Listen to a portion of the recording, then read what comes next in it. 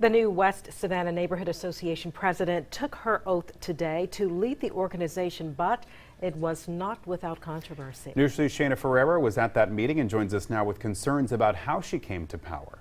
Ben and Tina, it was the first meeting since President Ronald Williams passed away earlier this month, and despite some vocal residents, the new president says she's willing to work with the community to finish the uncompleted projects in West Savannah. The first of many. Coming out of my first meeting, a lot of work needs to be done.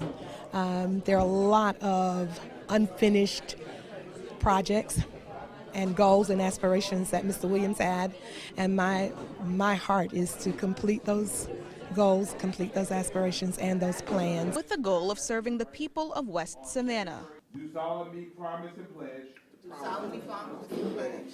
Pastor Marsha Buford was sworn in as the president of the West Savannah Community Organization. She fills the shoes of Ronald Williams, who died last month, but the shift in leadership created tension among neighbors. You're operating inappropriately. And if we West Savannah neighbors have to press a lawsuit against y'all, we'll do it. Some vocal neighbors claiming Buford's new position was unjustly given. The people have to elect the officers that will be in for the next 4 years. Your bylaws don't say that. And they're written incorrectly.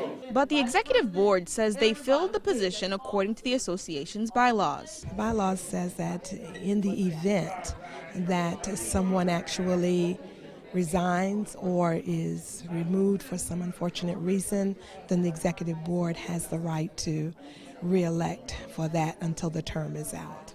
I hope we walk away with not just showing up at a meeting when there is a crisis, but that we learn to work together on a regular basis. Those may be high hopes considering how this new chapter is starting, but the new president says transparency and open dialogue will be used to complete the projects ahead.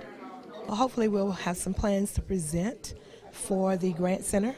The proposals that were given to us from the city, we can present those to the neighborhood. Now, the next meeting is scheduled for April 23rd. The president of the West Savannah Neighborhood Association tells News 3 there will be a copy of the group's presented for all of those in attendance. Shayna Ferreira, WSAV News 3.